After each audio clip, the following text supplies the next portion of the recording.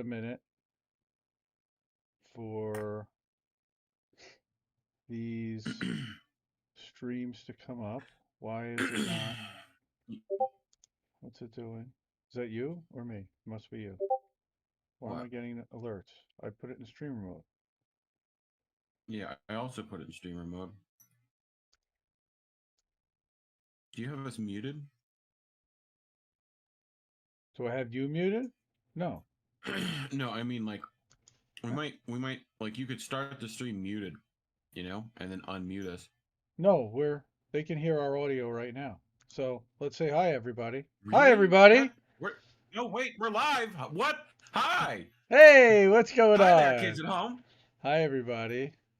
This is Indy and Reef, as you can see. Yep. And this is How Did We Miss That? Yep. And I should probably pull up chats on my computer that would be a as good well. idea. That would For probably be those who have smart. never seen the show before, How Did We Miss That is a show going through a few stories we haven't seen covered anywhere else or in only a few places in leftist media, co-hosted with Reef Breland from KRTD Media and Door Discord. All of the stories were featured on our So, Substack, Leftist.today, and at the top of IndependentLeft.news throughout the last week. What's up, Reef? not much, man. It's How you been a been? long time since I talked to you. What's up, Jeff Yeah, Luigi? terribly. Jeff Luigi. Jeff Luigi. My name is Have. That is the reference I think he is making there. Yes, it is. So yeah, it's been a Uh, crazy week. We saw a ton of different news stories, a lot of news developments happening with workers, with corporations, of course, with the congressional vote, with so many different news things out there. What did you see out there? I saw some things around. I have a few. I have like one story before we get to boats crashing into other boats later. That should be pretty exciting. Uh, Um, this I is mean, I the saw I saw Jink Uger getting into it. Oh, he sure You know, was.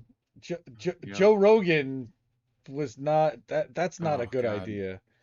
That's that's not a good so not idea. a good idea, That's bro. just not a good That's idea. like you need. Don't do that. You're it. Do you think his insurance went up after he made that statement? Don't do that. Like, I think mine would if I did. They would be like, nope, you got to pay more for that. We're worried about Luigi. you.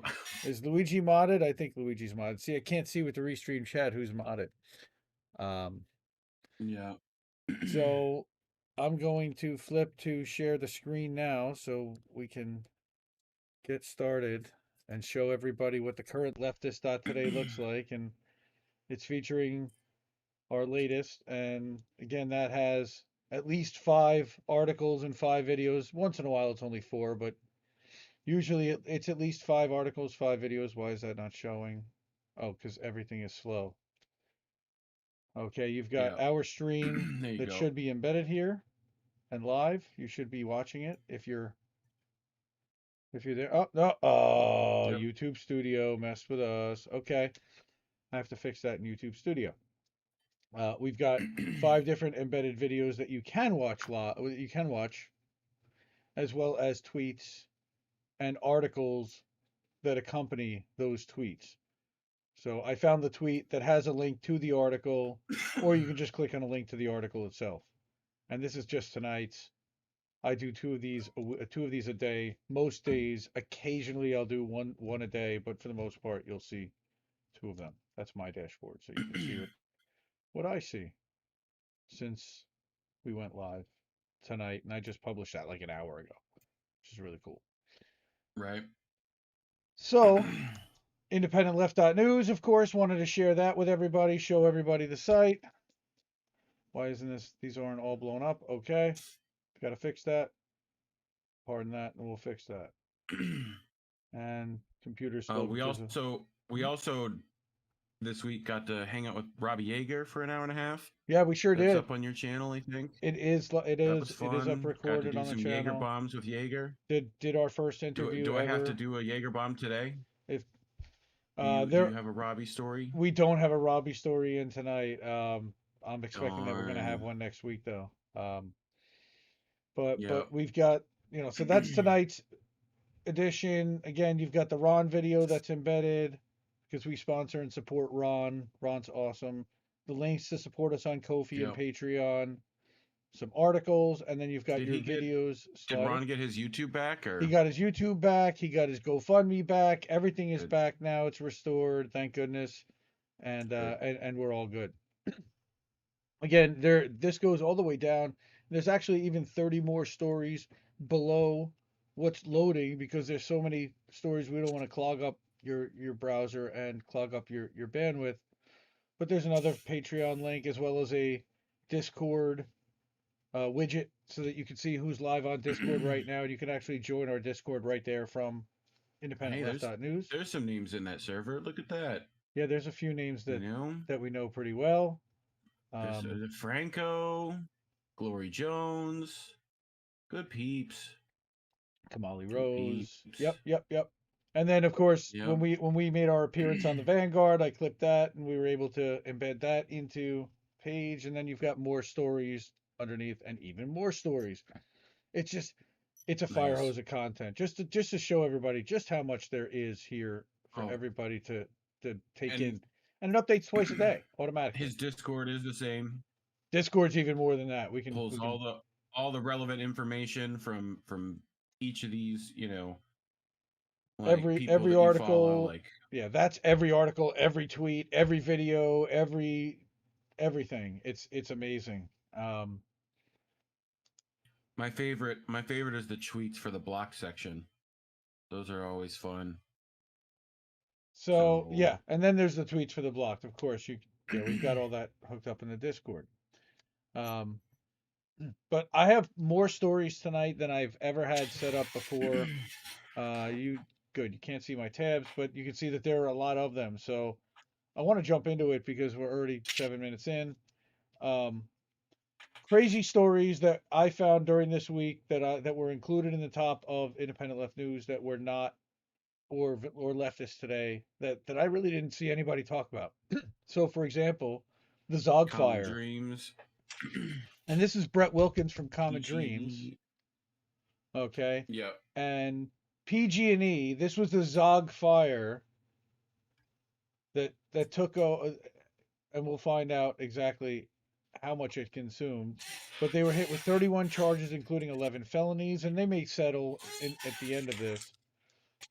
11 felonies by a county prosecutor who cited the formerly bankrupt utility giant's repeated pattern of causing such conflagrations. Right? Crazy. 4 people were killed in the fire, aged 8 to 79.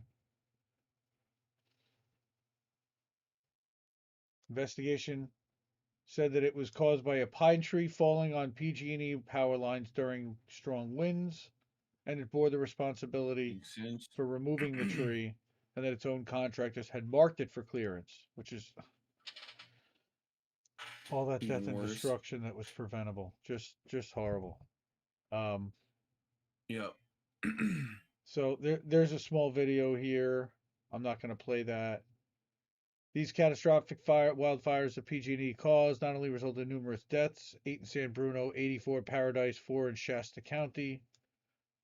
They caused countless respiratory health issues with the smoke. That's why we also filed numerous counts related to the unhealthy smoke emissions. So you may wonder why criminal charges. Craig's in chat. Oh, Craig's, welcome. He's talking about my Discord. Y'all should go check that out. If you Google, see that, man? If you Google @door Discord, you should find us. PG&E was charged with manslaughter. The prosecutor said its equipment. That was AJ Plus. Yep. So there's an AJ Plus video embedded. CommonDreams is just incredible. They've got a dream team of writers. I'd say their top 5 or 6 writers are among the top 6 out there that are writing it all. I mean, out of the top 100, maybe even the top 50, right. And that is saying something about every publication out there and so many people that we cover. And again, you'll see that there's there's 10 different outlets that we cover just tonight. Right. So responding, of course, PG&E CEO, they accepted the determination. They did not commit a crime. And to change and change does not come by doing nothing, right?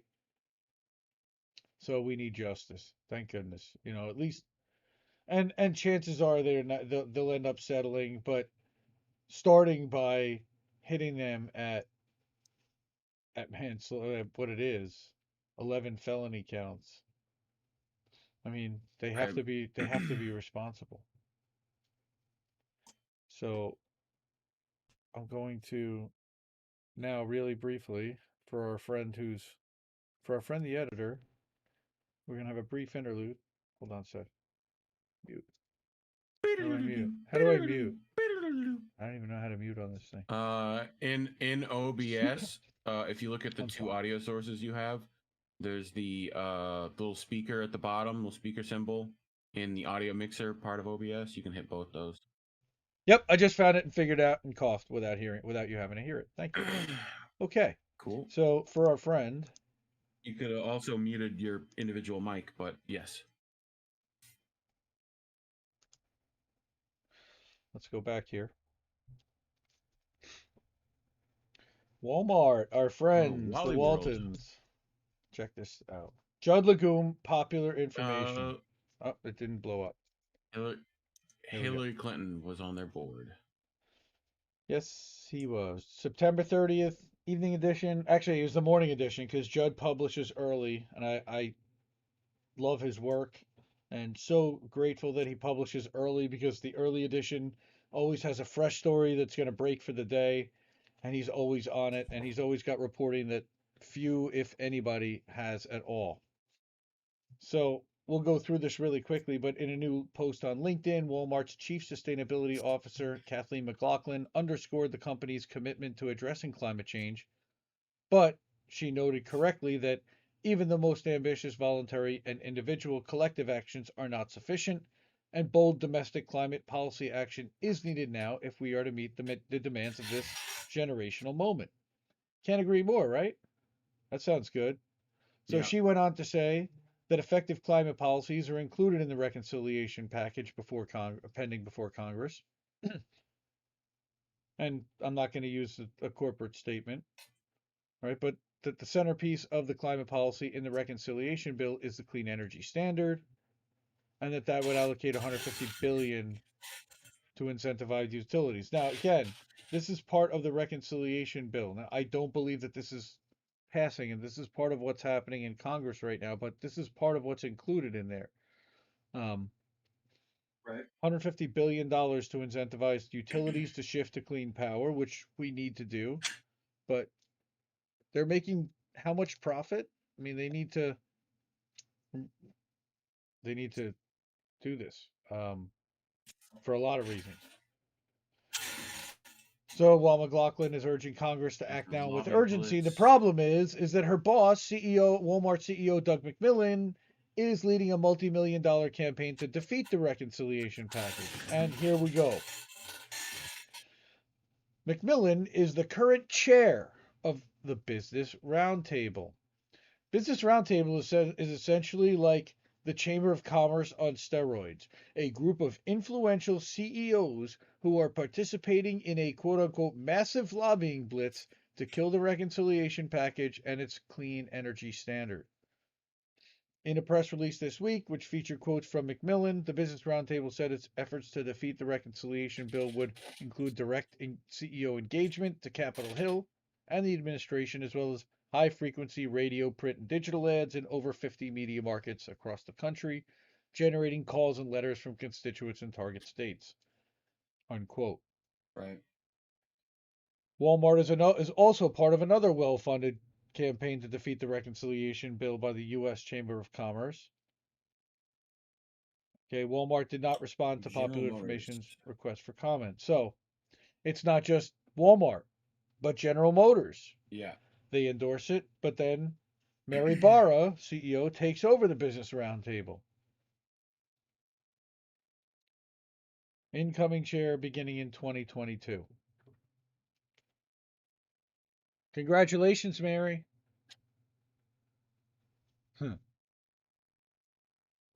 Soon, Barra will lead a company that says the reconciliation bill is critical, and a lobbying organization doing everything possible to defeat it. The media coverage of Barra's appointment ignored this contradiction. Of course they did. Oh, of course they did. So, Walmart's conduct is similar to Apple's contradictory approach. Oh, okay, so this is also Apple. So we've got Walmart, we've got Apple, we've got GM. This is, are we seeing a pattern here? Okay, Yeah, so this is like Lisa Jackson, right? Wait, there's an entire article about Apple, and it's called Bad Apple, and I highly recommend everybody read it as well. Again, Judge is just phenomenal work, and he's got a terrific support staff, and Tesnim Zakaria and Rebecca Crosby, and I forget who the third person he's now hired on or has joined him, but they're just terrific. Judd used to be the editor of Think Progress, but again, Tim Cook sits on the board of the Business Roundtable. Apple's describing the climate provisions of the reconciliation bill as urgent. So Judd is really hammering here into what the Business Roundtable is doing and who's on this Business Roundtable exactly. How much influence do they have and what are they doing? Yeah, what a find is right. yeah, Amazing. Right? and also the whole Oreo with toothpaste in the middle, good on the outside, terrible in the middle. Like Unreal. that's just yeah, it's great. You know, Unreal. Manchin, released a lengthy statement criticizing the bill, but what happened? It's opposed by him and a handful of other Democrats. It doesn't even need any Republican votes to become law, correct? On Wednesday, he released a statement criticizing the bill, seeks to vengefully tax in pursuit of wishful spending. The statement did not get into specifics because the specifics are very popular. Right. And I love how he just gives receipts and links. This is to a tweet from Colin Wilhelm. This thing could be a lot longer. This is another article about the corporate campaign to attack and go after the reconciliation bill and who's doing that and the approach that they're taking. This guy just does phenomenal work. Love him to death. Judd Legum at Judd Legum to follow him on Twitter for sure. And what he does is he'll do his posts as tweet threads quite often. So he'll put a link to this right? article, but he'll provide color and flair and other things that he's not necessarily including here. This is actually a friend of mine, Joseph Mangano. I met him in Christo's Discord a long, long time ago, and we stayed friends. He lives nearby. And we've got more comments on here as well. Yeah, the Manchin quote's unbelievable. 100% Luigi. He's just again, they're mask off. It's they don't care anymore because they're winning in spite of all of this, and that's what they realize. So everybody's thanking him for his work. He's done fantastic work, I've got and to send you a video from Louis Rossman about the new iPhone. Speaking of Tim Cook and Apple, and I'm a how proud. terrible that is as like a slap in the face to the right to repair movement. Uh, Yeah, but yeah, and that it's good. yeah, Louis Rossman's awesome. Big fan. A lot of people are. So yeah, here's the corporate Yep. campaign. We've got Bad Apple, which I just referenced, is a great article. Now he does also report on January 6th and the corporations that say that they are that are opposed to that supported the senators and the representatives that voted to overturn the election, but then say that Oh, they're we do know you what know? time it Do you is. know what that alarm is? That's a Yeah, wonderful actually. Hey alarm. Google, stop. I have Awesome. So we're to done hit with this popular button. information. So hang on. So let me just go to Bird and Reef. Let's flip over for Yep. I have 420 to turn this somewhere. on and then hit share my camera and then hit camera 2 facing front. Yeah, and here and max resolution and audio source none. And then God, the things I do for this. Start. And then this. And we now have Boncam. Woo, Boncam. I don't think you It's do it for watching this. somewhere.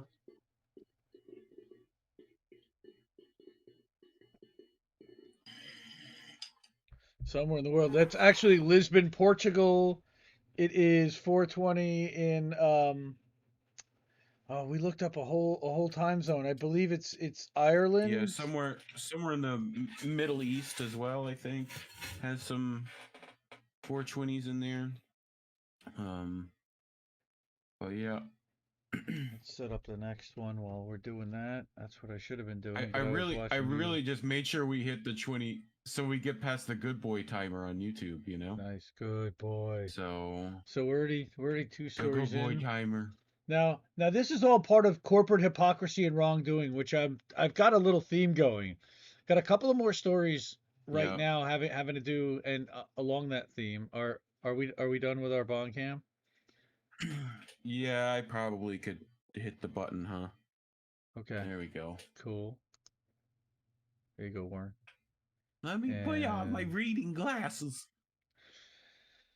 that are another incredibly dirty. Substack that I'm a Jesus. subscriber to, and he doesn't even give you the Matt Stoller. ability to be I don't think a paid subscriber, but I'm Yeah. not. I'm just a regular old subscriber, but he does fantastic work primarily on monopolies and on business and corruption. I'm a big fan of anybody that's reporting on corporate corruption. So this is big politics and monopoly. Actually, I think he does ask for donations or for a paid subscription at the bottom here. He might. Yeah. So over the past few weeks, been writing about shortages and getting a lot of feedback. And one of the most common complaints he's hearing is from medical personnel who tell him that the shortages in everything from masks to blue top collection tubes used to test blood clotting to lidocaine to gloves. There's a well-known set of monopolies behind this problem, and so that's what I'm writing about today. Plus, he's got some other things in his newsletter, and first some housekeeping. Okay, so he was on the podcast Real Vision with Mike Green, which you can watch at this link there. And now the shortages aren't new. So again, what's gone wrong merely in the disruptions caused by COVID? Indeed, David Frum at The Atlantic is the latest to mock that there is something wrong with our markets that set us up with a fragile system. Frum criticized the new approach to concentration as taking us back to the 70s. Pursuing resiliency translates in plainer English as higher taxes and higher prices. Instead, he suggests that we should, in Right. the face of inflation and shortages, do nothing because the immutable laws of supply and demand will work themselves out. David Frum. There are a couple of reasons that this dismissive attitude, of course, doesn't make sense. Healthcare is a great place to understand problems with supply chains because they predate COVID by 20 years. For more than 10 years, hundreds of drugs and medical supplies, everything from saline to epinephrine to chemotherapeutic agents to antibiotics to sterilized water, have been regularly in short supply or outright shortage. The shortage problem is clearly not due to COVID, though COVID, of course, exacerbated.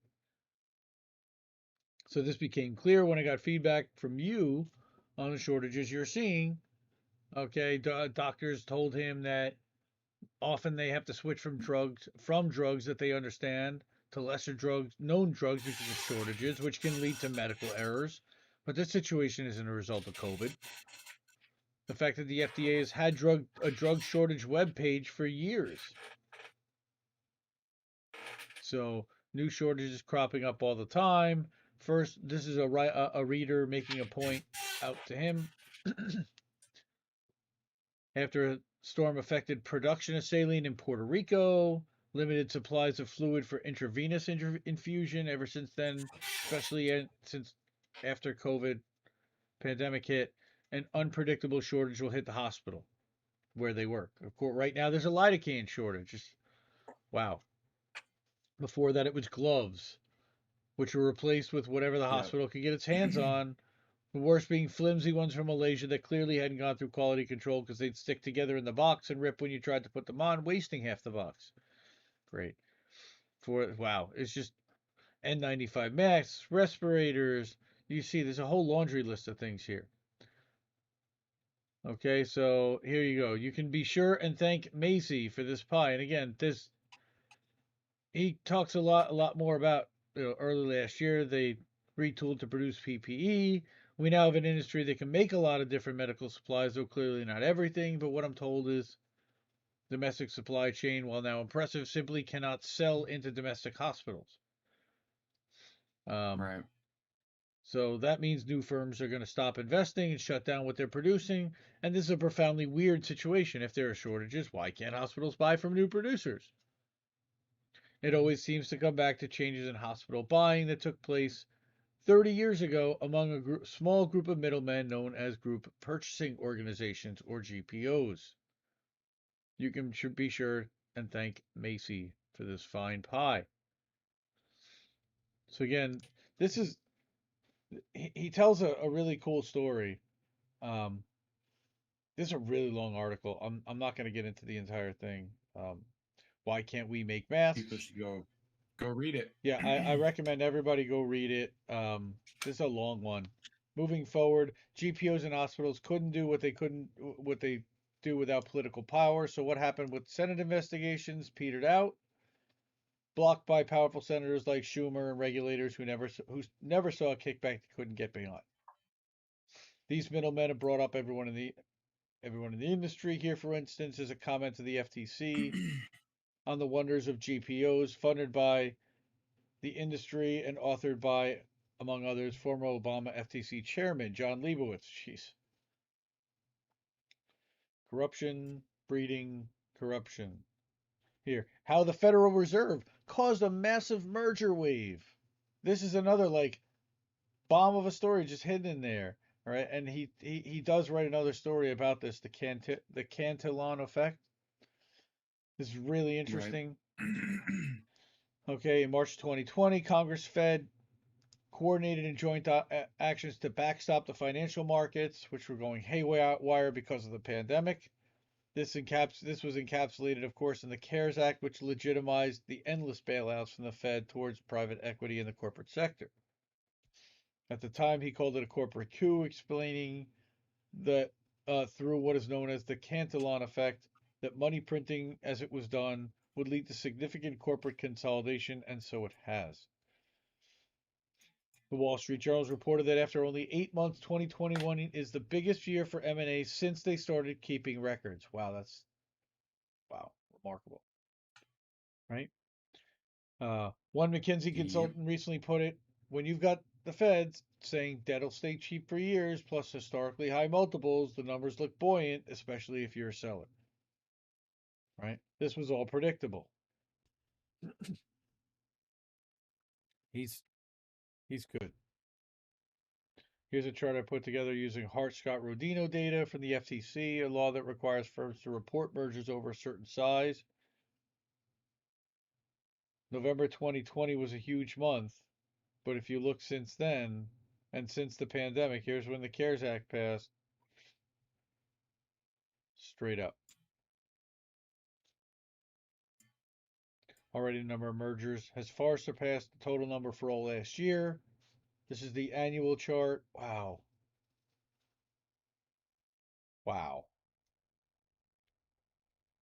Over 3,000 mergers and acquisitions already in 2021. And we still have 2 months to go. 2 months. Right? Well, really 3 months. We got an entire quarter because they announced stuff really right up through the end of the year.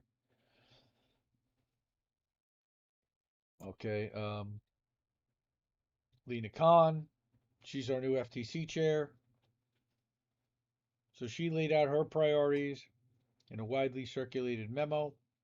It's a very important document because expectations are very high, and how she prioritizes will go a long way towards indicating whether her tenure will be successful. And again, he summarizes. Oh, it's only a couple of paragraphs. Cool. In this memo, she indicates her goal of pulling off the FTC from its traditional role of going after one-off violations and ripoffs and striking at root causes in big firms. That means thinking about market structure itself, not just harm to consumers, as well as moving beyond economists and bringing in different sets of experts. She also indicated a desire to further democratize the agency, which means more open meetings, potentially open more regional offices outside DC, and to reflect the nation as a whole. Well, that sounds like an expansion of the state. Already, they've opened Yep. comment periods to hear about unfair contract terms, with several thousand having been received already. But it's expanding the state to help potentially workers in order to crack down on monopolistic practices if they use that in that way. My Right. concern is what kind of precedent that might set. In terms of policy priorities, the FTC will focus on consolidation in general as a problem, dealing with the overwhelming merger wave and trying to find ways of deterring obviously illegal transactions so they don't suck up resources. New merger guidelines will be a key part of the anti-consolidation push. Khan also wants to focus on quote unquote dominant intermediaries and extractive business models, quote unquote, aka middlemen who use their critical market position to hike fees, dictate terms, and protect and extend their market power. So private equity gets a mention as stripping productive capacity, distorting business incentives, which is a huge change since antitrust enforcers tend to like private equity, seeing as it's a force that introduces more competition. That's what they see it as, Right. at least. And finally, she wants to explore unfair contract terms, take it or leave it type stuff. She wants to go after non-competes, repair restrictions. What do you think of that? And exclusionary clauses based on the comments the FTC is hearing from the public. She's a hard job for a Yep. lot of reasons, not the least of which is that the merger wave the Fed and Congress has engineered is inundating the FTC. This is another really interesting article. So this is like a summary. This is about did Zuckerberg and his team violate insider trading laws? Another long article there for you to read. Send me tips on weird monopolies, stories I missed. You can sign up here for more issues of Big, which I did, and if you really like it, here's his book. Again, I don't think that there's a way to. I'm already subscribed, I believe.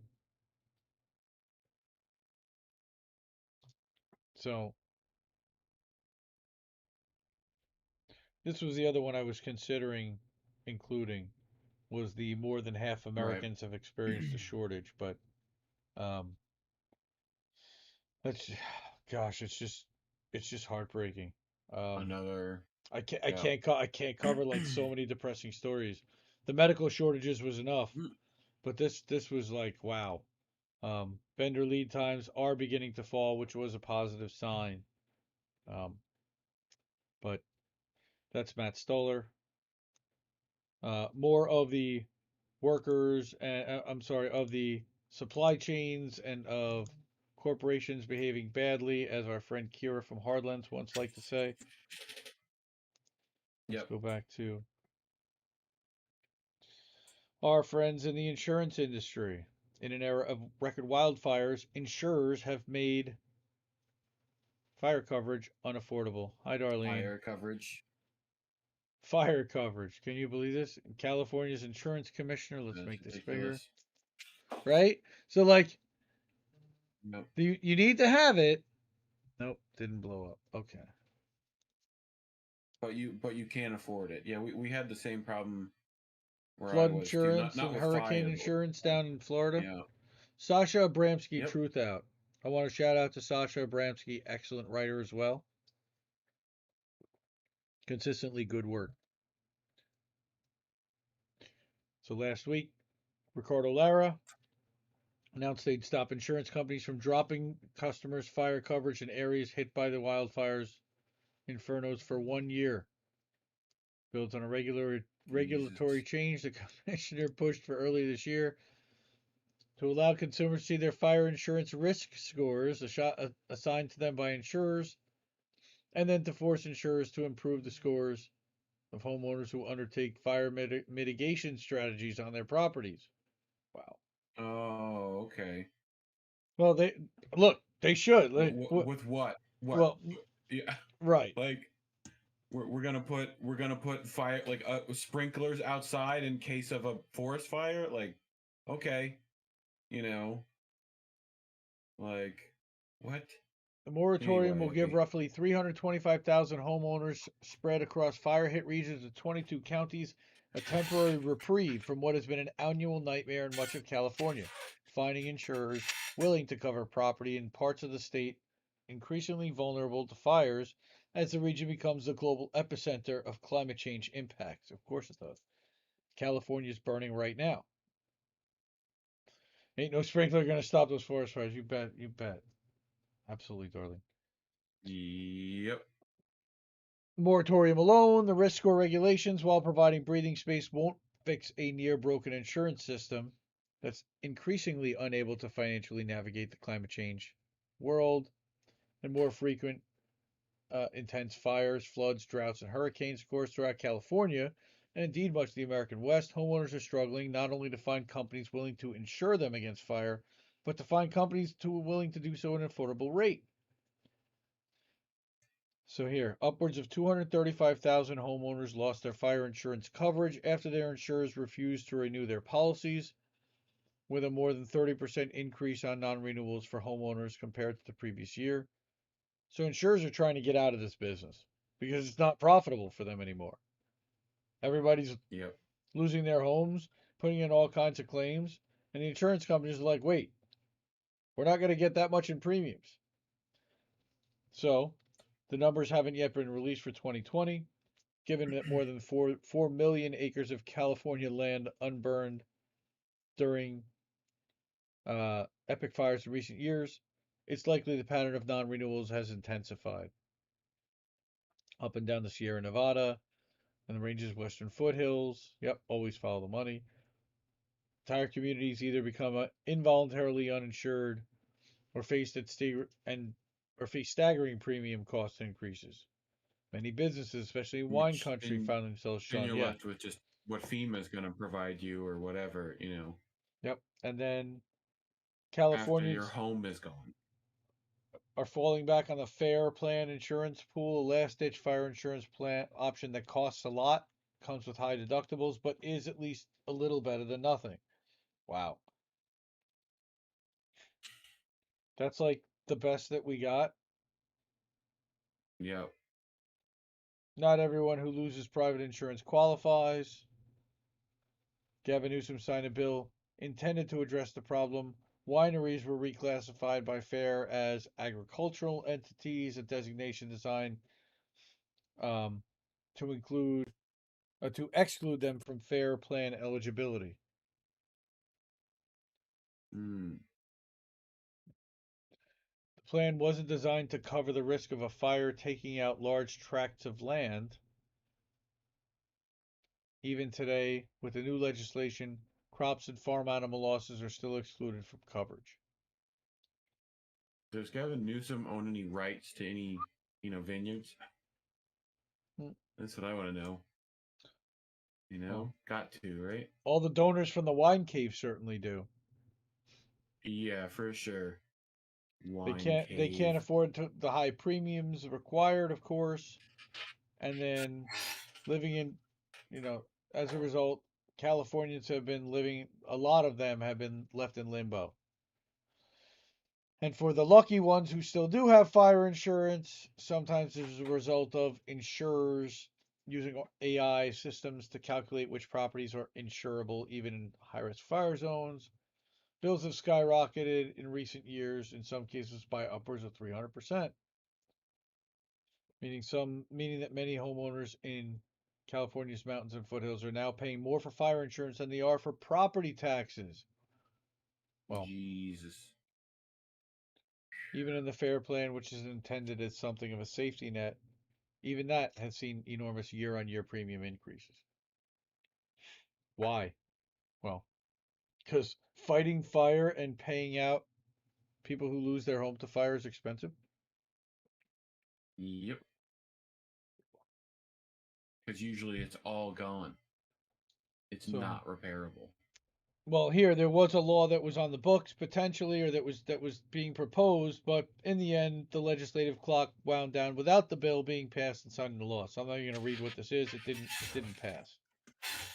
But there is a better option for 2 years now. They push bill progressive legislators have pushed bills in Sacramento that would require insurance companies to provide coverage, so long as homeowners make a good faith effort to harden their properties against fire. Those same 2 years, however, the insurance industry has pushed back against the proposals. Okay, so California legislators must get behind these and other efforts to mandate insurers keep their customers affordably insured. Yeah. Well, if they don't, then they're going to go out of business also from not having any customers. Right. In an era of brutal climate change emergencies, if insurance companies genuinely can't stay solvent while maintaining reasonably priced coverage in fire zones, then the state ought to set up a subsidy system to both protect homeowners and also keep insurers afloat. It is, after all, a social good to maintain insurance protections that serve as a buffer against destitution for millions of people, especially in an area where billion-dollar disasters, be they wildfires or hurricanes or floods, are becoming the norm rather than the exception. Yep, and that's what's going on here in Florida. Like, Mm-hmm. our flood insurance, particularly when I lived in Live Oak, which is a flood basin of Florida, right? Three rivers go into it, so any hurricane that comes in is just gonna, like, we had our house was, we had, I think, 4 foot of water in the house when it flooded, and like nothing from Wow. insurance. Like, Wow. I mean, and it was just like, and then when that happened, it was like our insurance went up through the roof afterwards.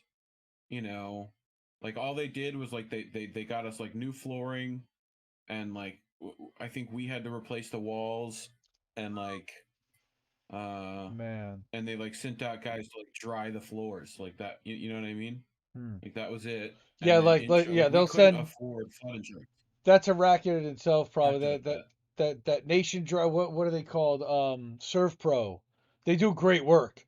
When Yeah, we had a flood, they came in, they cleaned that yeah, place out. They set up all the blowers. They got everything done. We never blowers. had to pay out a Yep. dime on that. The insurance company covered everything. It's all covered. Um, I did want to But yeah, it indicate, was it was bad. the consumer rights organization Consumer Watchdog has argued that insurers ought to be legally required to provide insurance services throughout the entire state rather than cherry picking which regions they insure in order to be Yep. allowed to do business in California. That sounds fair. But the breakdown of the fire insurance system is a red flag warning about the global vulnerability of insurance markets and their customers as climate change intensifies and as extreme weather events become the new norm. Dropping hundreds of thousands of homeowners' fire insurance policies as a way to maintain short-term profits is in the long run deeply counterproductive. It undermines the viability of communities, puts huge numbers of people at risk of homelessness and destitution in the event of fire spreading into their communities. That might protect insurers' bottom lines, but it sure as hell doesn't protect ordinary people as they try to survive in a world made inhospitable by global warming.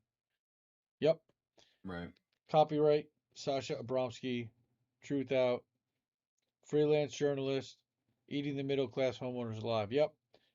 And he's published in The Nation, Atlantic Monthly, New York Magazine, Rolling Stone. He published everywhere and does write a weekly column. British by nature, lives in Sacramento. So this is personal to him. Right. I enjoy his work quite a bit. And then we've got one more. Um, no, that's it for the corporate hypocrisy and wrongdoing segment. So we've got, Okay. wow, 45 minutes. Jesus. Whoo boy. Yep. Alrighty. So now we have a story that is really personal, really important to me, and let's do a little bit of a flip here. Um, Thumbnail. And let's talk a little bit about the guy in Belmarsh prison, Julian Mm. Assange, the juicy orange, as you like to call him. Yeah. Free Julian Assange. Let's fix this. Blow it up. There are two articles that I saw that were really, and Max Blumenthal, Jimmy Dore had an amazing segment. I really encourage everybody to Segment. to watch that. I also wanted to And cover. The Greenwald segment too was kind of part of that too. It was. It It was certainly also good. was. Yes, definitely. Yeah. Um, but About how McGovern, he specifically was targeted.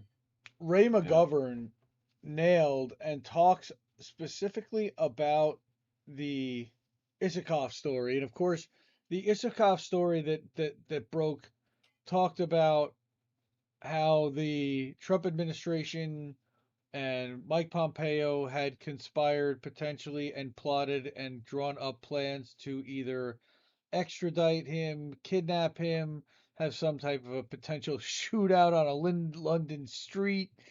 There were all kinds of wild Right. scenarios that were thrown out because that's what the CIA does when they're briefing a president, of course, when they're giving him scenarios. There's questions as to whether this was brought by Pompeo or by Trump himself. Lots of people seem to believe this was a vendetta that Pompeo had over Vault 7.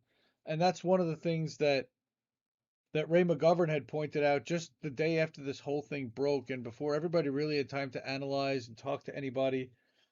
He says Michael Isikoff is at it again, this time with co-authors Zach Dorfan and Sean Naylor in a long potholed piece posted on Sunday on Yahoo where Isikoff is chief investigative correspondent. Seeing the title, wouldn't you dip in? Yep. Kidnapping, assassination, and a London shootout inside the CIA's secret war plans against WikiLeaks. Yeah, Pompeo's scary. You would know, Yep. Darlene. You live in his state, or right nearby. Um, she's in Missouri. He's in Kansas, I believe. I sent out a quick tweet to alert to alert those many readers who are malnourished by the corporate media to the subliminal but clear subtext, the big lie that Assange was a Russian agent, which he clearly was not. After all, he published DNC emails hacked by the Russians, quote unquote, to hurt candidate Clinton and throw the 2016 election to Trump, right? Hacked, wrong. Okay. Um, the Yahoo email. This is so good. The Yahoo article has a wealth of shoot 'em up detail, the most plausible of which were long since revealed. This is where Max Blumenthal, even a year plus ago, this came out in the UC Global trial with David Morales. What really happened? But sense is, even if only those wimpish lawyers had not stood in the way, we'd have gotten our man. Shoot up any Russians trying to steal him and bring him to Russia, no problem. First Amendment for Assange, no problem. So we are told, for example, the CIA and White House began preparing for a number of scenarios to foil Assange's Russian departure plans, according to three former officials. They have no evidence for this. Those Yeah, included this is potential gun ridiculous. battles with Kremlin. Yeah, this is what we talked about, right? Yep. Yep. Isikoff et al. So this is quoting the article more. Okay, and there was zero debate on the issue of whether the CIA would increase its spying on WikiLeaks, said a former intelligence official, right? So no stake in Yep. Russiagate vampire. So Well, good. and Megan Kelly asked Pompeo about this today. Or not today, but like this week, I think. Yep. Because I know I pulled that story for our show. Him and I called into Glenn Beck Oh yeah. as well. Yep. Oh, he had the most I like think uncomfortable giggle. Like yeah, of course we yeah, didn't. yeah. Yeah. Hmm. I think there was the quote with Megan Kelly was that they were a like anti-national something like he said she called them A a form of non-state terrorist hostile organization. intelligence Yeah, a non-state hostile intelligence yeah, service, I believe was the terminology that was that used to was it. describe them. Or a non-state Fucking actor as gross. well. That's another way to describe it. Yeah. So Ray McGovern, he was a 27-year career CIA analyst, including serving as chief of foreign policy branch, chief of the Soviet foreign policy branch. Brilliant. Yep. Vault 7. Hmm. Exactly, Valerie. Yeah. That But is, Russia. but Russia, They Russia, said Russia. Russia The yelled at me. embarrassment of the Vault 7 leaks is why the CIA is determined to ensure that, unfortunately, they have to get him out. He's got to be released. I mean, story after story after story highlights the persecution that this man is being underwrought right now, the Yeah, torture that he's I told already, Misty we should just I yeah. told Misty we should just start sending cakes, you know? Right? One might get through with something, you know? Like at Unbelievable. this point the cowboy breakout posse needs to, you know, like it's ridiculous.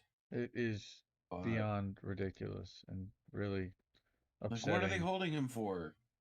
What are they? Well, he's already Anyway. won his extradition trial, and they've already said that they're not Expedition going to trial. extradite him, but they're still holding him, which is still really weird, um, because he's a flight risk, and he fled. Hmm. He fled to the Ecuadorian embassy prior. Well, but okay. I don't want to try that whole part of the case. But the other angle that I wanted to show, and the other article that I thought brought a different a spin to the story and a different flair, was from Kevin Gosztola from the Dissenter, another amazing writer. He was on the ground in England a couple of years ago, or in February before COVID, for the last trial. He was on the Zoom feed for the last for the extradition trial itself in September, and the appeal that happened in July. And he's been one of the most tenacious writers, and he also covers prison malfeasance. He covers all kinds of corporate wrongdoing. Big fan of his work. The Dissenter is one of his newsletters. He's also one of the co-founders of Shadowproof. And Right. so his article from September 29th was the report on the CIA plans to kidnap to Assange shows that the clearest evidence yet of improper pressure on prosecutors, right? That the district judge who Yeah. denied the extradition request previously dismissed evidence of improper pressure from the CIA to charge the WikiLeaks founder. This is, again, an unbelievable story. Here, though she ruled against the U.S.'s extradition request, she rejected the argument from the legal team for WikiLeaks founder Julian Assange that hostility within U.S. intelligence agencies translated into improper pressure on federal prosecutors to bring charges. However, the Isikoff story on the CIA's plans, Yeah. right, is some of the strongest evidence yet that he was only charged with crimes because of their thirst for vengeance. He was charged with by the And U.S. if they Justice. had killed him, I mean if they had killed him while he was being like, isn't that not like witness, what do they call that, you know, where it's like tampering with witnesses or whatever, Well, you know? that would just be But worse than that. That again, what they're trying to do is send a message to anybody that wants to report on the crimes yep. of the national security state, of the CIA, of the United States, of the U.S. military, the U.S. government. So the charges criminalize the act of merely receiving classified information, as well as publication of the state secrets from the U.S. government, targets common practices in journalism, which is why the case is widely opposed by press freedom organizations throughout the world. And there's been letters. Okay, again, here's more about Vault 7. All right, and Gina Haspel shared his zeal for retaliation. Right, he sought revenge after the publication. Pompeo proposed kidnapping Assange in the summer of 2017. His obsession led several CIA officials to draw up plans for assassinating the publisher. right? Some national security. Yep. This is again, this is really more of what the Isikoff story should have been, but he's taking the Right. parts of the Isikoff story that are actually real, not mixed in with the Russiagate stuff. Now, the other question is if the Russiagate stuff's in there, how much do you take this? But again, Pompeo didn't deny that he set this up. Yeah. Representatives of the Assange legal team were asked to comment but declined. They don't want to impact this case. If anybody has the wherewithal to support Kevin Gosztola's work, please do at both the Dissenter newsletter, of which I am a subscriber, as well as at Shadowproof. Again, this is another long one. And this gives a real breakdown of the Isikoff story and, again, CIA is a disgrace. The fact that it contemplated and engaged in so many illegal acts against WikiLeaks, its associates, and even other award-winning journalists is an outright scandal. And again, this is what Freedom of the Press Foundation executive director said, and that's what you were to. That's, I believe, the organization that Glenn Greenwald founded, Freedom of the Press Foundation. Yep. Yep. That's where we're talking about how it dovetailed into Glenn. Yeah, how Greenwald got personally, Right. That so Greenwald and Laura and Poitras he were had to leave also. the country, and that he couldn't get back into the country by what his lawyers recommended not. So Yep. super fun for them. Free this man. Please free this man. But yeah, this Assange thing, yeah, just like, how many times do we have to, why do we have to beg for this? I don't get it. God, get that guy off my face. Get the guy off my screen. Again, the Yeah. Dissenter newsletter. I get a couple a week, I would say, from Kevin. Recent posts. Here's a couple of other ones. Report on the CIA plans. Shows okay, that's the one we just looked through. Here, he was reportedly obsessed with killing Assange. That's another article that he wrote for the Dissenter. This is 9/11 Cinema. And all about Daniel Hale. These are more in-depth. And again, he's got tons of different articles at the Dissenter. Also, again, recommend. This is a separate newsletter, I guess, from Shadowproof, which is the other organization that he is the co-founder of with Brian Sonnenstein. Right. So, one more. So that's the Assange news for the week. Yeah. Then we've got one that I don't think that anybody's covered at all, and this is, wow. It's a little sad to see. It's just another one of our it's Big Pharma controlling everything. That sucks. Yeah. I don't think anybody really saw this coming or knew that this was happening. I had no idea, I'll tell you right now. But Danny Glover undercover for Big Pharma and insurance companies? Yeah,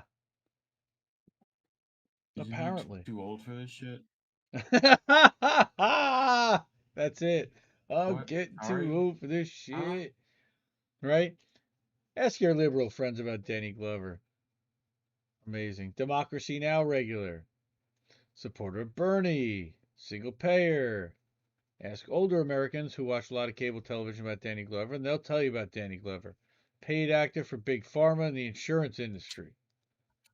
As it turns out, he is the civil rights face of corporate liberalism. Oh, I didn't believe it when I first heard about it this week. That sucks. But then reality was just a few Google clicks away. One issue. Issue 1, single payer national health insurance. Danny Glover supports single payer. He was a major supporter of Bernie Sanders for president. Single payer would effectively eliminate the insurance industry. However, throughout his career, Glover has been a strong supporter of traditional Medicare and single payer national health insurance, right? Last year, he narrated an hour-long PBS documentary chronicling the historic struggle to secure equal and adequate access to health care for all Americans.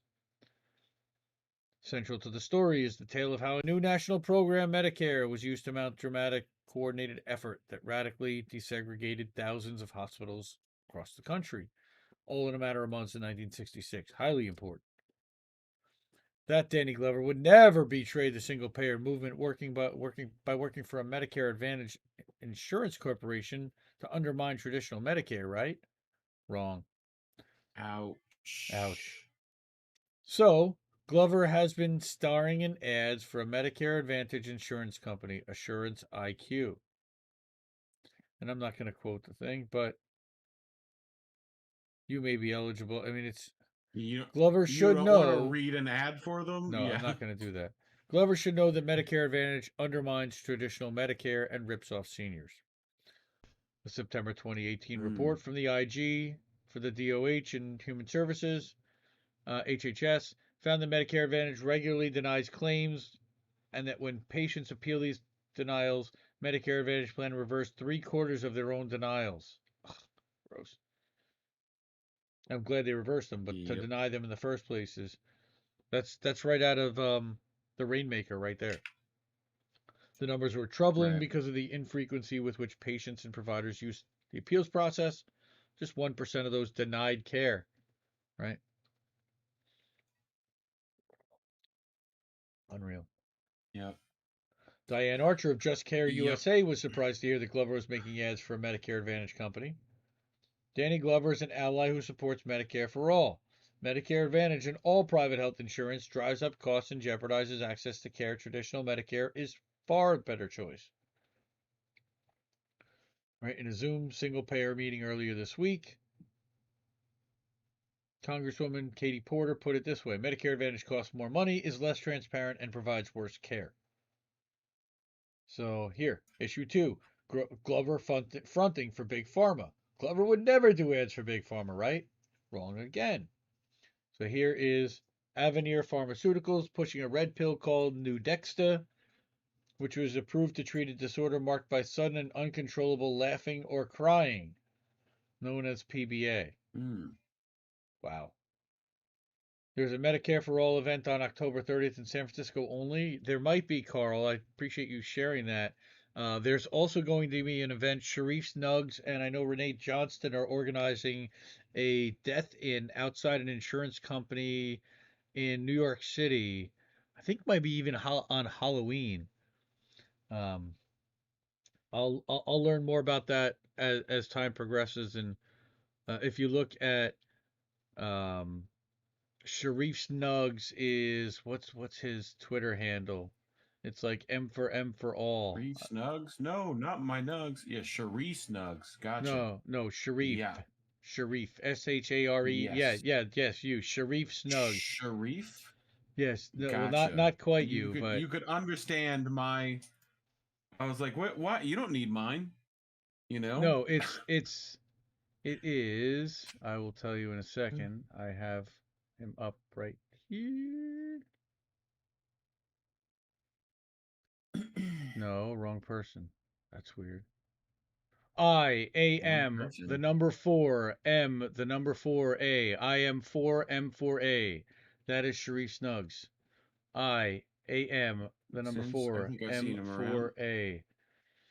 So he's arranging an event, and it is on. I have a link. Hold on, I'm gonna open it. Give a link. Hashtag Day of the Dead. Wait, no, that's Eventbrite. Here we go. Okay, I'm doing this off screen. See, this is what I'm doing this time, intelligently. So here, that's my favorite Spanish thing, by the way. Dias de los Muertos, because I just take any sentence and add de los Muertos to it, and it makes it way cooler. You know, burritos de los Muertos. It's way better. You know, dead burritos. Way better. De los Muertos, sí. Yeah, okay. That's Day of the Dead. Yeah, I know. Dios de los Muertos. Yeah. Yes. Okay. So I have the Eventbrite up. I'm gonna drag this over where we are right now. And I'm going to amplify this a little bit for our friend Sharif for a second. One Mississippi. And I will put this link in the chat as well as in the show notes after the show's over. I do like the graphic. Pretty sweet. Right? So, Oh. in mourning tens of thousands of lives, we demand Speaker Pelosi support the passage of Medicare for all. Oh, this is the one in San Francisco. This is what you're talking about. Interesting. Presidio Park neighborhood in San Francisco at 12 noon. I could have sworn there was something also going on in New York, but maybe not. That's really cool. Live and in the chat. Links in the chat for you. Okay. So again, I know we're already like getting pretty far in. Not Bernie, not Danny. Oh, okay. So here's another thing. Issue 3, the nonprofit industrial complex. Right? So of course, Sanders has yet to introduce his bill into the Senate. Why is that got to do with Bernie? Okay. So 77 organizations that support single payer, including Public Citizen, Move On, and Indivisible, sent a letter to Senate leaders to support Medicare expansion, aka Medicare for some. Yes, that is real. And wow. Oh. We're too old for this shit. You got it. Don't worry, I can say it for you. I'm getting too old for this shit. We've made it past the YouTube good boy timer anyway. I'm getting too old for this shit. Sasha Abramsky, antiwar.com, started by Scott Horton, Dissenter, and now we've got Popular Resistance. We're at the end of that one, and let's turn that off right here. Thumbnail transition. Boom, boom. Close that.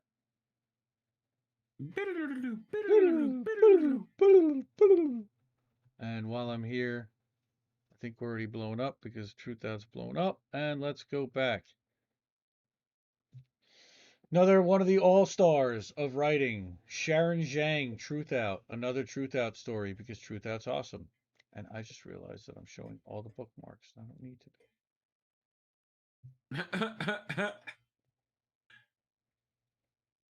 Hi, bookmarks. Bookmarks. No, Show those. bookmarks. Like the folders and stuff that I keep there. It doesn't matter. Yep. There's nothing spicy there. Nothing that I'm not about, that I wouldn't want anybody to see. And hopefully that's the case. Big Pharma makes more off of the United States sales than the rest of the world combined. Of course it does. Seriously? Here we go. A new analysis by Public Citizen. This was published just yesterday.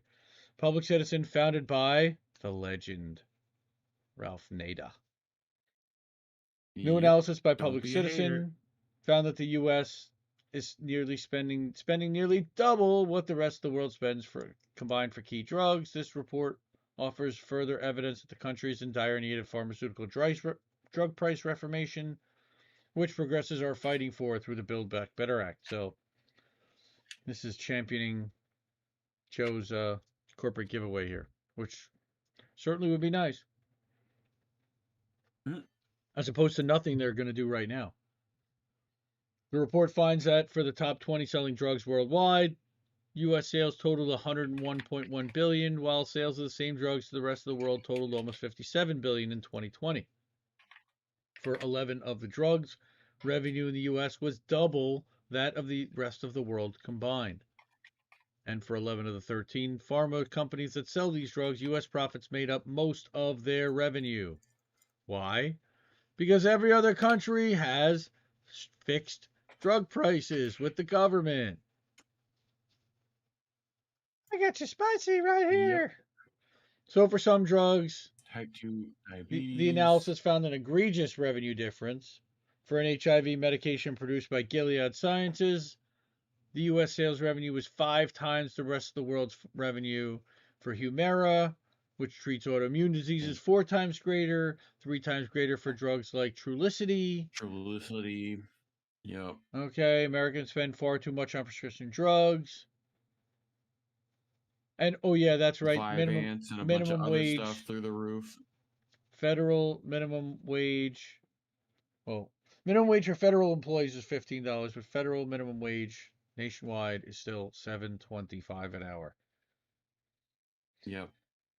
Though drug prices can across countries remain opaque, studies have shown that people in U.S. consume a comparable amount of prescription drugs to people in other countries, and this suggests that public citizens' findings aren't due to a higher unit of sales of drugs in the U.S., but rather higher prices. Of course they are. Yep. Previous research have produced similar findings. Public citizens' analysis comes at a time when Congress is fighting over a proposal to allow Medicare to negotiate prescription drug prices. That would be critical. Democrats estimate the plan could save the government about $450 billion. There's only one problem. They're bought out by the same pharmaceutical and healthcare companies. That's crazy. What? No. More Can't importantly, be. it's not just an abstract plan that would have roundabout effects on the public. The plan could save lives. A recent polling has found that 18 million Americans say that they recently couldn't afford to purchase a needed drug for themselves or someone in their household. Wow. People are still rationing insulin. Turns out 10% of American adults report skipping doses to save money. Jeez. Ouch. How many people? It's difficult to quantify. 2019 study found that over 13% of Americans knew someone who died in the previous 5 years after not being able to afford treating a health condition. And yet they want to claim that our government cares about our health. Sure they do. They need to keep us alive so that we pay more taxes, right? And so that we fuel their machines. Even though, as my friend Steve Grumbine likes to say, taxes don't fund the government. They don't. Yep. Taxes take money out of the system.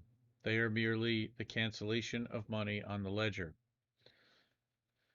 So, to mitigate the crisis, Public Citizen says Congress should pass the proposal to allow Medicare to negotiate drug prices. Granting Medicare the authority to push back against pharmaceutical company profiteering would mean an end to decades of overpaying for medicines, if they actually did negotiate fair pricing. The problem is, will they negotiate and build in a healthy profit margin for these pharmaceutical companies, or will they just effectively kill them? Progressive lawmakers have been fighting to include the proposal in the Build Back Better Act.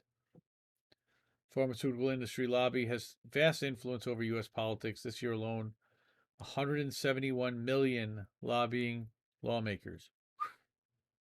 Right. Yes, Eric Thomas. Welcome. Thank you. Oh, good to see you, man. Eric, appreciate you being here. So yeah, we're covering a Truthout article right now. We're just about done with this one. Right-wing Democrats removed the proposal despite recent polling by Data for Progress, showing that a majority of Republican, Independent, and Democratic voters are in support of the drug price negotiation plan.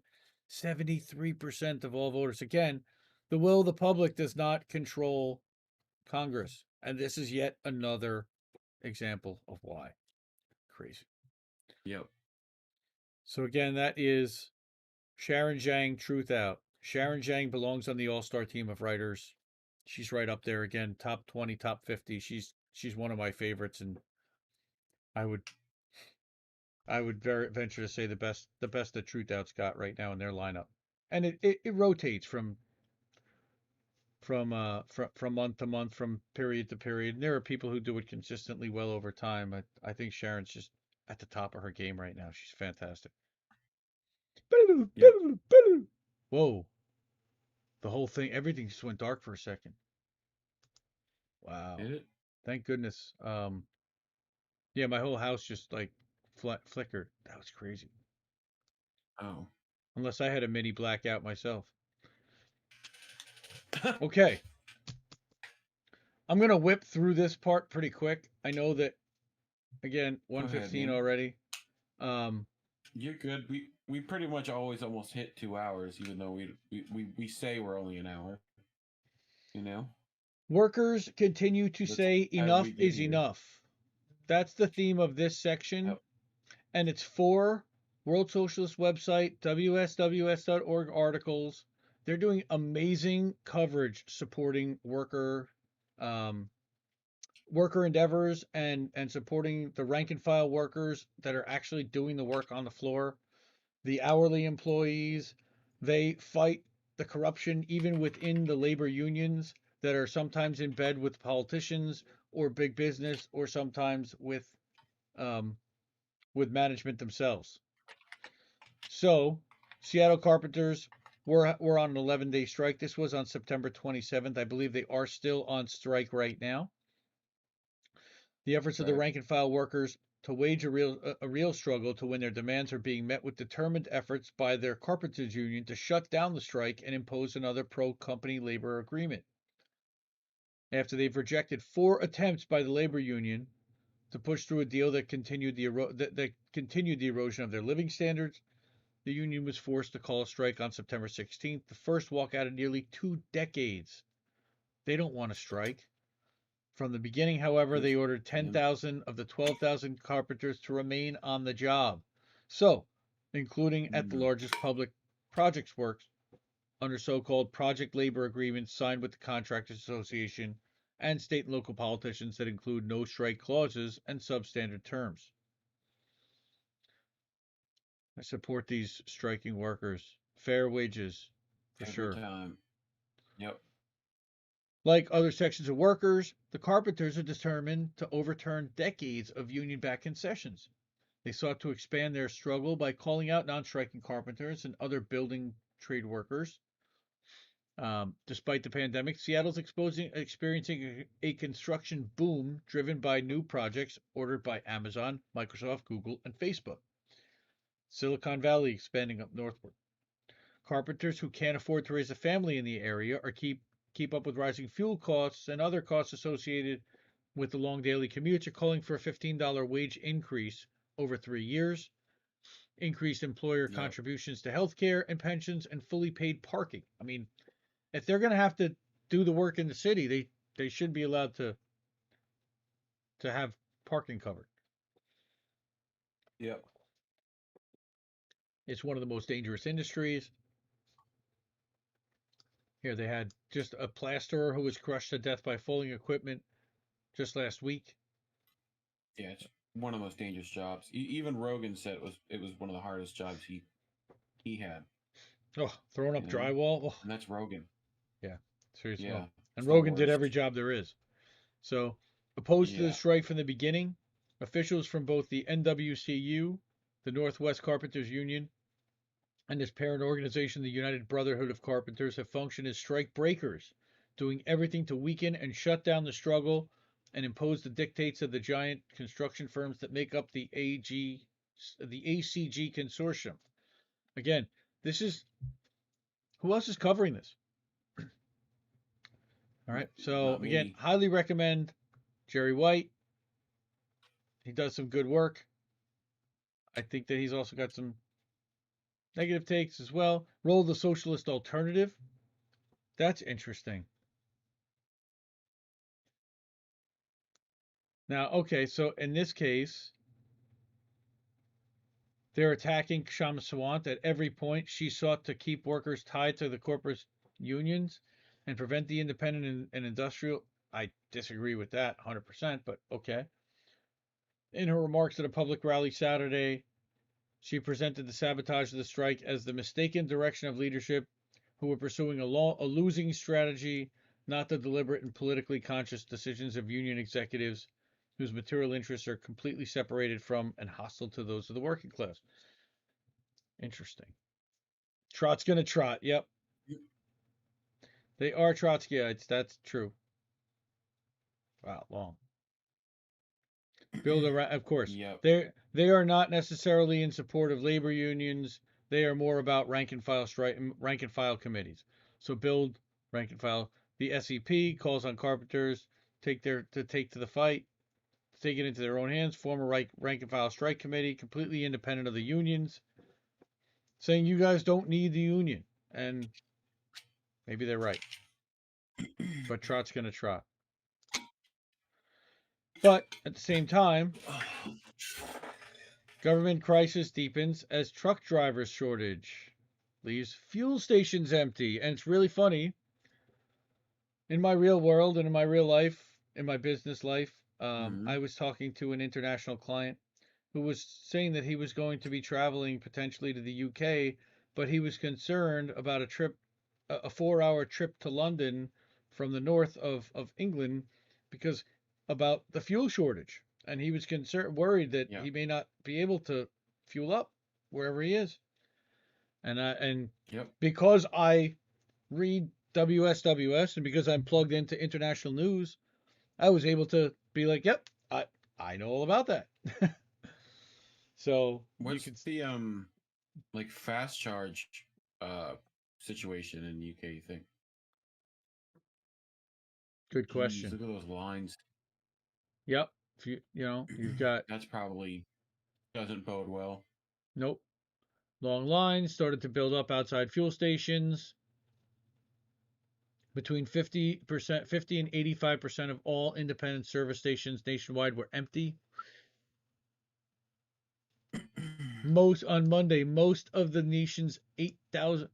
Think Brexit was a good idea, guys? Yeah. The BBC reported that one junior doctor in London went to 17 petrol stations after work on Monday in search of fuel, but wasn't able to get any. Impressive that he had enough gas in his car to go to 17 stations. To do that, yeah. Unless he walked to all of them, which good for you. He took a bike? Yeah. But even if he took a bike there, wouldn't he need to be there at the moment to fill up? Well, you can bring a can with you, right? Right. You know.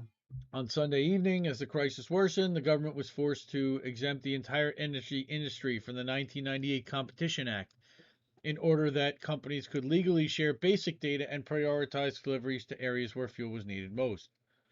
They're in triage mode. Holy moly. Right? Yeah. Luigi, nobody is talking about this over here. Yeah. According to the father of MMT, Brexit was good for wages. Okay. Has it? I mean, has gas prices responded here? Not yet, but right? But remember, they're on an island and they don't produce their own fuel. Yep. We are a fuel exporter, so we're never going to have that kind of problem here. No, but plus we're making a move just like they are toward or away from fossil fuels. I believe that the UK has a 2035 initiative to go completely electric for all their vehicles. Yeah. Yeah. Which would be smart for them because like the farthest place you have to go is, like not that far. Well, they need to generate hydroelectric and wind power in order to be and solar power in order to be able to and store that energy without fossil fuel. Right. Don't they have nuclear as well? I don't know if they have nuclear in the UK. They probably have one, maybe. Here you go. The shortage has been exacerbated by Brexit, with an estimated 25,000 truck drivers returning to Europe since 2016. Pandemic has also intensified the crisis. Okay, so they're talking about, again, the UK is estimated to be short of more than 100,000 truck drivers right now. Even if they had basic industry and supply network, much of it integrated into a complex just-in-time production operations has seized up. It's great. Oh, 2 nuclear plants were offline because they require natural gas to operate as a coolant. Oh my God. Yeah. So the government is now offering temporary visas to 5,000 foreign fuel tanker and food truck drivers, lorry drivers. And with the profitable Christmas period of trading threatened with being massively disrupted to 5,500 foreign-based poultry workers, it is also attempting to bring back around a million existing HGV drivers into the industry under conditions in which many have left due to the intolerable working conditions and low pay for what is a highly skilled job. Yes, it is. Plans were also announced to train 4,000 new HGV drivers under conditions in which there is now a backlog of 50,000 trucks. Jeez. What this tells me, honestly, this is screaming market need for automated driving vehicles. That's what the marketplace is going to do. 50,000 missing truck drivers. What they're going to do is they're not going to replace the truck drivers. They're going to replace the trucks. They're just going to replace the trucks. They're just going to replace the trucks. Yeah. It's going to be cheaper in the long run to do that. Not only that, but in the end, the trucks will all be programmed to never have accidents. And the question is, who's going to load and unload them and do all that? They'll figure all that out because there's billions of dollars. The theory is that if you get everyone not driving themselves on particular streets, you could theoretically have bumper to bumper traffic going 80, 90, 100 miles an hour because the car can make those decisions way faster than you can, right? And you could be inches by cars and trucks and whatever.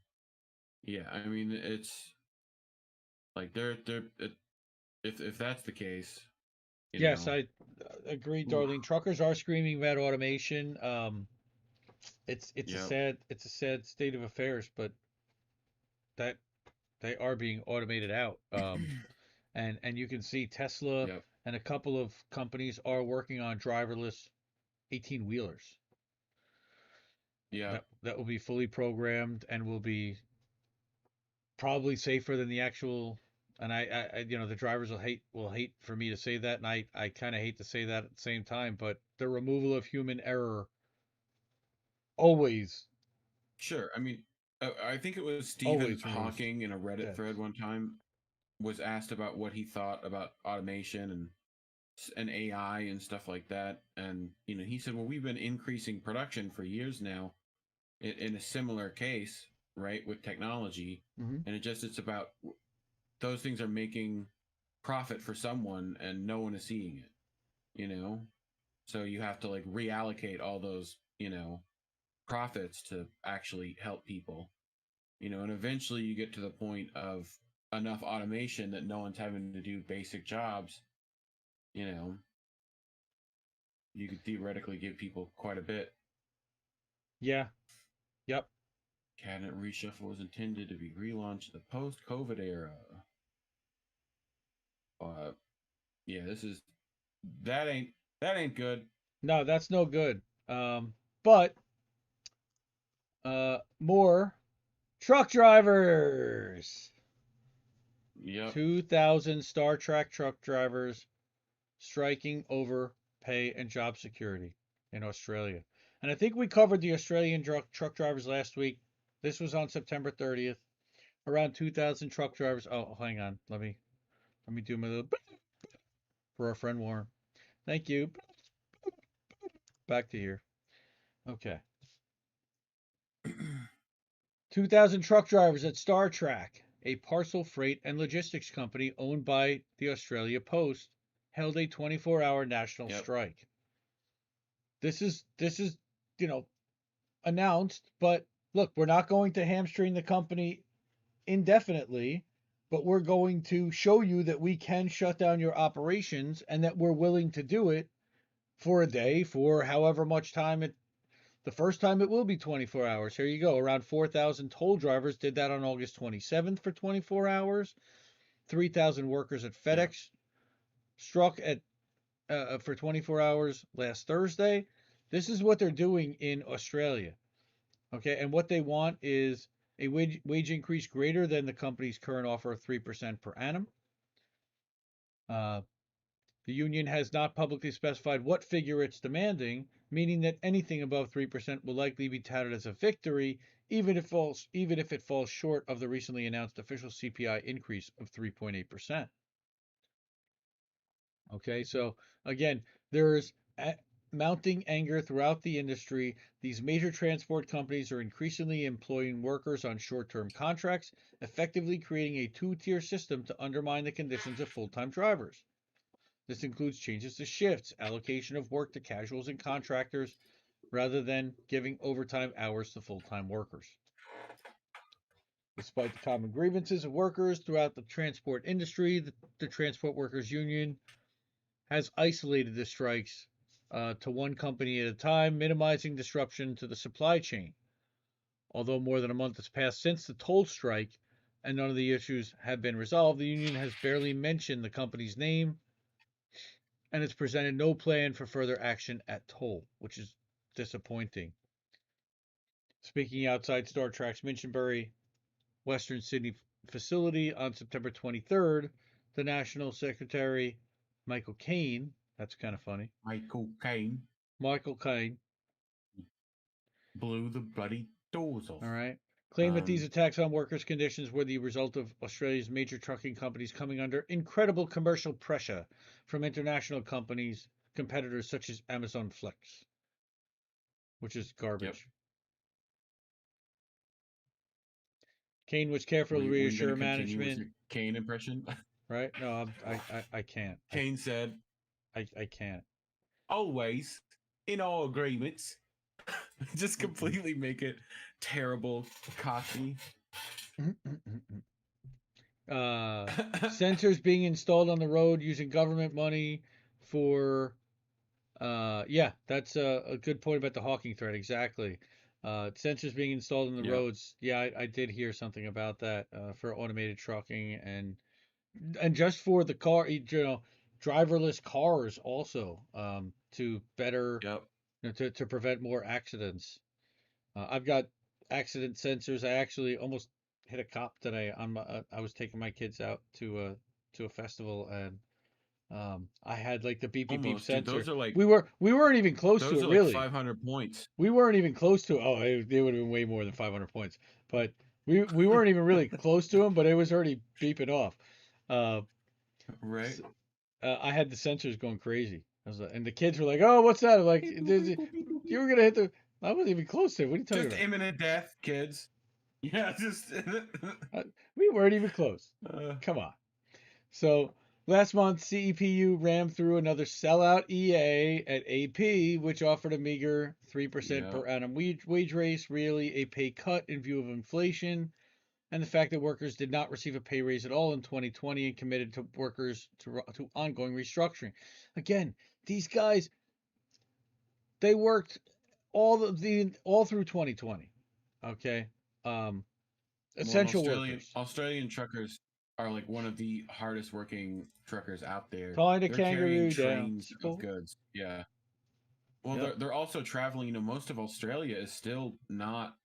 It's just like an interstate through the middle of the bush. Like, well, wait a minute. You see the cops are actually like tackling people and making them put on masks in the streets in Australia. It's pretty crazy. Yeah, but that's in like Melbourne. That again, all the population's right on the coast, so truckers are having to like across the essentially the island, and they're bringing trains. It's like there's like trucks pull like big long trains of like containers, right?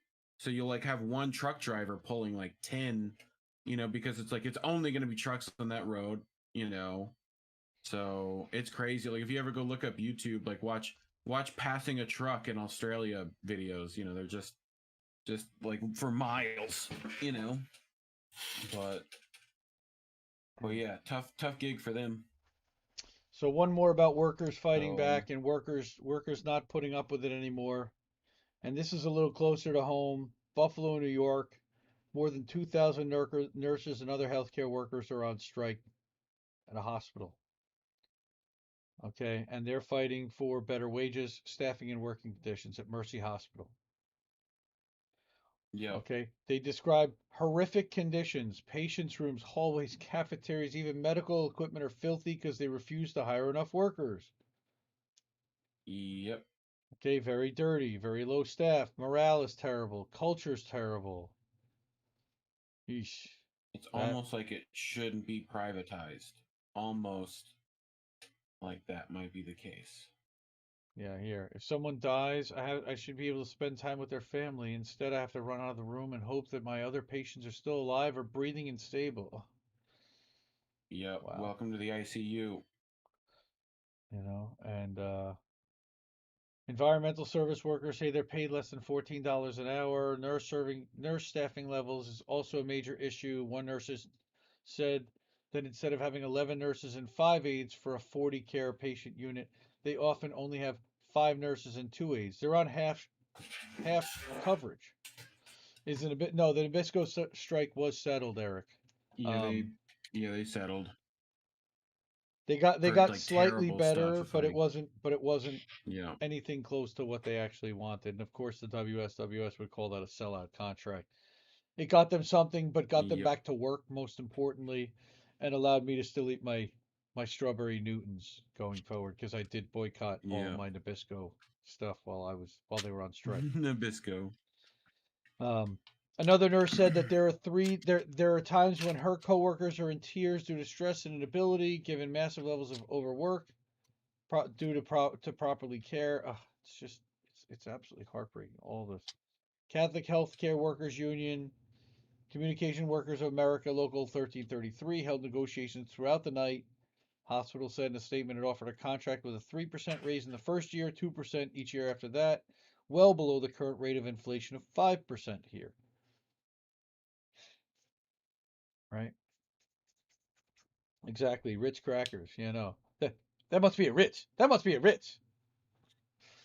You brand loyalists. That's my Eddie Murphy impression. What, you can't drink Mr. Pibb? God. No. I can't drink Mr. Pibb. This segment brought to you by water. Sponsor for the show, water. Oh, and very, an very unofficial and an unpaid supporter of the show, Dunkin' Donuts. Dunkin' Donuts, if you ever wanted to sponsor a show, I am drinking your French vanilla every single show. I promise. He will take your new and improved coffee IVs. Job posts are showing the firm is paying as much as $150 an hour for RNs who will cross the picket line. And what do RNs get paid? They don't get paid $150 an hour, but they know that it's temporary, and they know they're hiring scabs, and they know that they have to, that these people, in order to really do that, it's like, well, what do you want me to do? I work a 5-hour shift, and I'm making $750. Well, I mean, they got bills to pay. I mean, it's how much solidarity can you do? And hopefully it's full solidarity. It doesn't matter how much, but I can't stand in their shoes and make that decision for them, and everybody's got to make their own choices. I stand with these nurses. I stand with these striking workers. I stand with all the workers to get better conditions. Dirty conditions, dirty hospitals, half-staffed nursing floors. All told, the industry made $1.85 trillion in revenue, right? With profit margins over 8%. Right? Conditions have only gotten worse throughout the pandemic. All right. The WHO reports at least 115,000 workers have died, right, from COVID. In the U.S., a Kaiser Health study found that 3,600 healthcare workers had died in the 7 months since March. Nurses making up 32% of the casualties, so they're most at risk with exposure. Again, long article. Highly encourage you to read it, to sign up for email alerts from WSWS.org. It's at the bottom of every bottom of every article, and when you go to the website as well. I've only got a couple of other ones. This one, quick cliff notes. Yeah, this one's going to be quick, but this is going to be also, whoever Cliff is got me through a lot of college classes. Theater playing out as predicted. Joe says the quiet part out loud. And what do we mean? Manchin admits getting his bill passed and then tanking the progressive package was always the plan. Thank God the CPC is holding the line. Otherwise, we'd be toast on climate, childcare, housing, prescription drugs, and everything else. I wonder on. if the parliamentarian is going to be able to do anything about this. Oh, we don't even need the parliamentarian. We've got Joe Manchin. We got Kristen Sinema. We don't even have to get to them. Yeah, they're Cinema. I saw a picture of Cinema in the Oval Office today with old Joe. That's the So backstop. I'm sure that meeting went well. Again, highly recommend everybody read Kenny Stansel. He's also on the All-Star team at CommonDreams. Love this website. Love these people. Support their work. Donate to them. They have a donate button down here. Give. And that'll bring up a box where you can donate if you have anything and a couple extra bucks to throw these guys. Please do. Big fan of their work. So again, that was our quick little thing about Joe Manchin. Everybody knew he was going to do it, but now he said the quiet part out loud. Yeah. The other article that I thought that was really interesting that I really wanted everybody to check out, well, at least after we're done. Why do I keep doing that now? Hitting the wrong box. Ah, that's why, because I scrolled up. Okay. School board disruptions. Unicorn riot. You know, we've been doing this show for 6 weeks already, and I hadn't done a unicorn riot story. And Unicorn Riot is another one of these independent field research organizations. They do excellent work. Yeah, they got their big push during the George Floyd protest over in Minneapolis. Yep. And they've been covering line 3. They cover line 3. Yep. They are Minnesota based. Now, what they're talking about here is that conservative dark money is fueling this escalation of disruptions at school board meetings across the country. Yeah, Eric, Manchin is a tool. It's exactly right, which is why I didn't want to spend a lot of time on it, but I did want to mention that he's doing pretty much exactly what we expected him to do, which was to get his part passed and then try to tank and torpedo the rest of it. So this again is a proven model, and they're looking at the conservative luminaries, you know, Ralph Reed and Pat Robertson, and I'm thinking back. This reminds me of like the Tea Party stuff from 2009, 2010, 2011 that saw the Tea Party coming. Okay, again, following the money. Where's it coming from? Council for National Policy, one of the most active and powerful nonprofits in the country. Okay, and who's funding that? Tim LaHaye. So again, these are Richard DeVos, Dick DeVos. That's Betsy's daddy. DeVos. Yeah. Okay. You know these names. I don't know if that's Betsy's daddy or her brother. Oh, from former CNP to Elsa Prince. Elsa Prince, mean wife of Eric. Yep. To Family Research Council President Tony Perkins. These are scary people. Here, the Prince Family Foundation still actively works with CNP to this day and donated over $15,000 to the organization. Again, these guys do excellent work. Highly recommend looking up this article. Very long, in-depth, talking about the Proud Boys, talking about right-wing infiltration, and again, nonprofit and go sub to their YouTube channel too. Subscribe to their YouTube channel. Subscribe to their email list. Yep. No ads or paywalls. Viewer supported. Big fan of Unicorn Riot. Wanted to shout them out. Places. I think there's a guy by the name of Nico Georgiadis there that I pick up his articles pretty frequently in the newsletter. So again, big shout out to those guys. Support this independent media organization as well. Okay, 145. Okay, we've got. Here we go. 15 minutes? No, not even, because we've got one more segment, and it is, and you're gonna like this one. Yep. It's Caitlin's Corner. The apocalypse. It's Caitlin's Corner. Caitlin Corner. Caitlin Johnstone. Let's blow this up. Yeah, and Carl, of course, they're super good. They're great. Of course, you can listen to the article, and Tony's reading is just incredible. I love it. I love listening to this. But just he's so smooth with his delivery, and he just he lets out this big breath. Oh dear God, please let this be the peak of Jimmy Dore derangement syndrome. I love it. So, of course, JDDS. for those who did not see Nomiki. the Nomiki tweet, the Dore Oh, derangements. I'm gross. sorry, Darlene. I know you're not a Jimmy Dore fan, but this is Dore derangement syndrome taken to the next level. And Caitlin Yeah. Johnstone, the wonderful Caitlin Johnstone, shitlibs literally think that Jimmy Dore is causing the apocalypse. I freaking love it. I absolutely adore her. She's so good.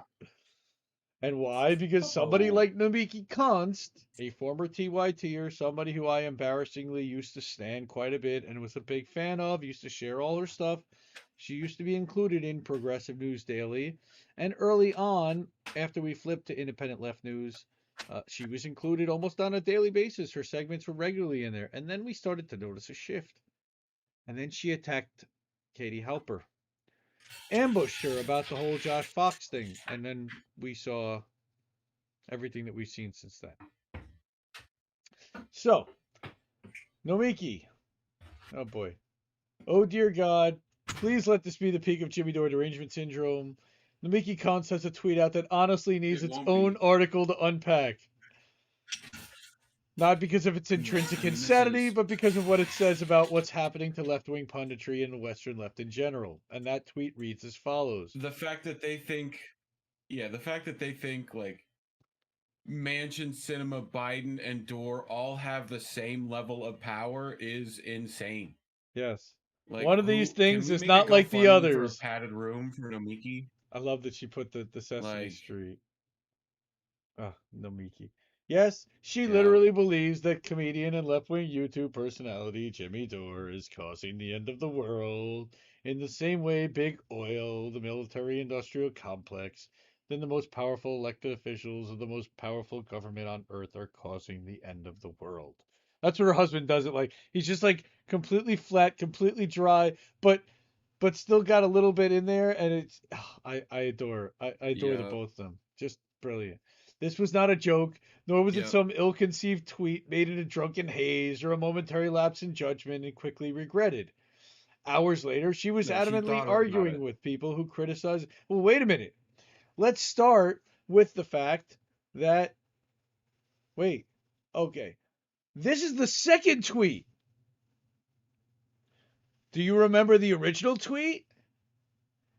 She did not include the Koch I brothers, Christian Coalition, Big Oil. It was just Manchin, Cinema, Biden, and Dore. oh She added, and again, oh I yeah. believe that Caitlin actually adds this in. Has the original one? I don't know. I don't know if she screen caps the original one. I mean, my God, the absolute batshit hysteria that's consumed progressive punditry about Jimmy Dore hit what looked like fever pitch intensity some 3 months ago when Dore stepped forward to defend Aaron Mate, right? In TYT, paid by Oh, dictators and for the Mate. works for the Kremlin, right? So causing an absolutely freakish meltdown, which got so insane that even Glenn Greenwald did a full segment on it. And yet somehow it keeps getting crazier. Yeah. While there is no manipulativeness that I would put past a TYT alum like Konst, I don't actually think she was being manipulative in the world's in her inclusion. I think Dore actually consumes that much oxygen in her mind, and her obsessive hatred is validated so thoroughly and continuously by her peers in progressive U.S. punditry that she actually does see him as a central gargantuan figure in the global power dynamics that are leading to human civilization to its collapse. Oh, I love it. Here's the Orf Cheeky shout out video. to Matt Orphan here. Jimmy Dore, You'll Jimmy find him Dore, on Jimmy Dore, Rumble. Jimmy Dore, Jimmy Dore, Jimmy Dore, Jimmy Dore, Jimmy Dore, If you haven't seen this video, my God, watch it. I'm not gonna play it because it's just I can't hear him say Jimmy Dore one more time. And Jimmy Dore, and Jimmy And if Dore. anyone wants to remix that video, feel free to. Man, I think he Um, did remix. I think that whole thing is a remix. If you sincerely yeah. believe, as I do, that our species is being driven to its doom by ecocidal capitalism and omnicidal imperialism, and that this is the single most important subject in the world, then there's no legitimate reason for you to be spending this period in history obsessing over a comedian making YouTube videos in his garage. How is this not completely obvious Well, to everyone? we know what Jimmy Dore's next tour name will be. It will be the End of the World tour. No, You know. It will be He's definitely not. it will be the tweaking shitlib Like, store. Jank will give her a yeah, warm I TYT mean, blanket. She doesn't need it. She's hanging out with Sam Cedar and Emma now. And they got she's got, their Peacock contracts, the Comcast deals. you know, Everybody's got their opinions about Dor. He's loud and blunt and unapologetically goes against the grain of the leftist commentariat whenever he feels like it, and that will lead to oh, people having did they strong yell at opinions him? about you. I personally love that shit. Yeah. But this ability to set Yep. disagreements with Jimmy Dore aside as a distant background issue in the face of humanity's current plight is entirely because garden variety egotism has caused these people to lose sight of what made them care about leftist causes in the first place. And this really isn't about Dore, Yep. and it isn't about Konst. It's about the tremendous amount of success the powerful have had in manipulating, sabotaging, undermining, fragmenting, and diverting the left in the global north to keep us all turning the gears of capitalism and empire for their benefit. So that they can Wordsmith. An exploit the global absolute south, mainly. wordsmith. Again, here we go. Yep. Replacing capitalism and imperialism with equality, justice, peace, and harmony is what our world needs if our species is to survive into the future. But the agenda to make that transition sets us directly at odds with the largest power structures in the history of civilization. For this reason, there's been Yep. a generations long campaign of psyops, infiltration, and propaganda to keep the left down, which surely continues this day in online circles like Discord servers, Misanthropic Canada Coffee. Not saying anything like that. What? But what? But even Huh? if it didn't, like What? even if it didn't, the chaos, paranoia, and confusion created on the left over the years by programs like COINTELPRO would be enough to significantly hinder our efforts to organize and overturn the status quo. Something big is Which going to leads have to me. change if we're going to win this thing. And I that just want to change, remind our NSA CIA handler Larry Jeff. Oh, I thought it was that Jeff today. everything's cool. Oh well, no, Jeff I mean, is Luigi. we got a couple. Yeah, Yep. Jeff is. Yeah, no. Our NSA handler Larry. Oh, I thought he was chatting He's with us. he's keeping it down. But Not until you we as a know, collective have enough inner clarity not to get bogged down by ego and manipulation will we be able to stand up to our oppressors at our full height and shrug off the shackles they have placed on us. Support the wonderful Caitlin Johnstone. And you can bet there are a few comments. 63 comments, and are you everybody has gay? an opinion about Jimmy Dore. Personally, Yep. big fan. Usually, all my homies hate opinions. Opinions are the worst, other than mine. Mine are way better. Yeah. Uh, Alrighty then. So, Reef, Alrighty Discord, then. Who are you? capture. No, that's not it. Ace Bird and Reef Ventura? watching my screen. No, just the two of us watching Reef screen. Hey, there I Just the am up two there. of us. Woo! Yep, I All me, right. it's big. It's Big Reef boy. I time. control this space. This is my space. It's Reef I time. am Tom. It is reach time. Let me pull up And let's watch some the boats crashing into other boats. we need some. This segment is probably our new sponsor, Matrix Bars. Reach out. Bones! Somebody's here on Twitch. Yay! Welcome, Bones. Twitch. Yeah, Twitch. So let me pull up. Okay. I have Who's to that bring other this emoji with the Hinkle thing? browser. Hinkle? Hinklate. Yeah, we're done. We're done talking about. We're done talking about Jimmy Dore. We're done talking about news articles. Now we're gonna see some boats crashing into other boats and just chill out and laugh for a little bit. React time. What? What happened? Where'd Reef go? Ah, I have no sound. Wait, what? Where? Huh? How? I'll be right back.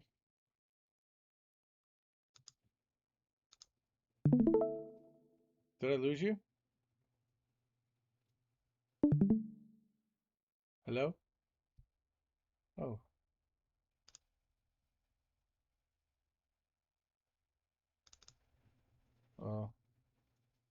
Reef?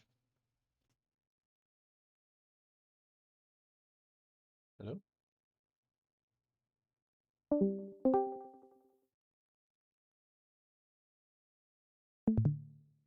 Uh-oh. I think Reef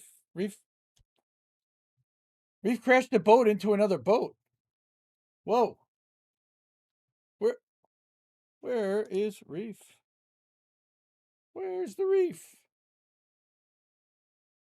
You hear me but not Reef. I don't even see Reef now. Yes, I hear me but not Reef. What, did Discord do something? What just happened? Wait, he's messaging me. My thing is light up. It's on your end. What did I do? I don't see Reef. What happened? Did I close it? Ladies and gentlemen, we are experiencing technical difficulties at the moment. Yes, he crashed into Joe Manchin's yacht. Exactly. Okay, so hold on. This is crazy. So let me go back in here. I'll be right back. Are you there now? I do not hear Reef. What happened? Streamer mode? Wait, RTC connecting. Something's wrong. It's still not connecting into the recording room. This is really weird.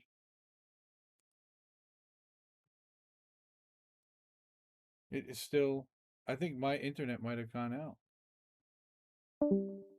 No.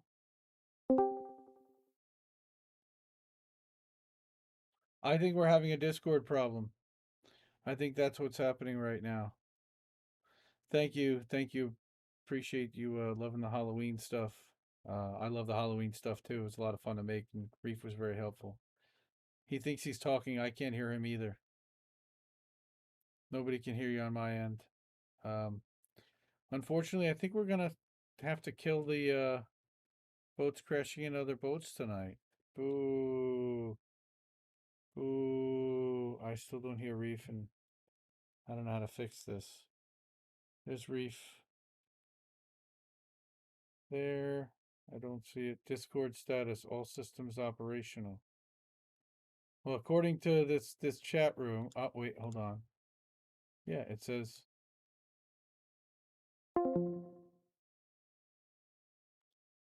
I have a boosted server.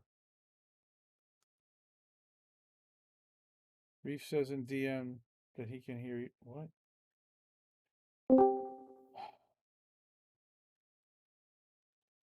My computer is freezing. Hey, Case! Welcome, man. Well, I'm so sorry that I can't show you Reef. I can show you me. Here I am. Hi, everybody. I don't know what's going on with Reef's computer or with my Discord. It just says RTC connecting, so I am unable to get him back into the stream right now. So being that we're at 2 hours now, and I really appreciate everybody popping into the stream. I did want to see some boats crashing into other boats, but for some reason my Discord is just killing it.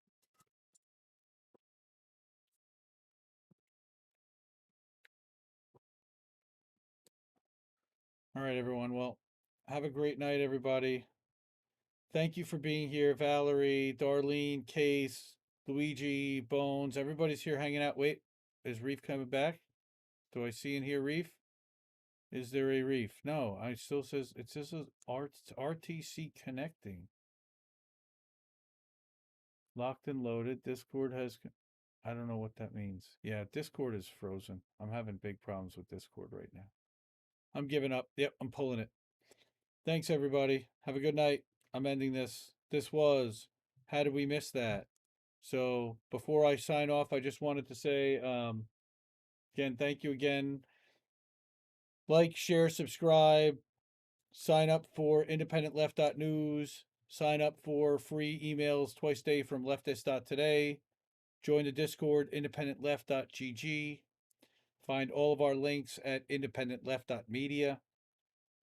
You can also subscribe now. This show will be in audio format, in podcast form on anchor.fm/independent left news. So you can go there and get this in your favorite podcast app. So again, I really appreciate everybody being here tonight. And we'll cut these up into segments. We'll have some segments throughout the week also for everyone. And you'll see them included in Leftist.today. Have a great night, everyone. Bye-bye.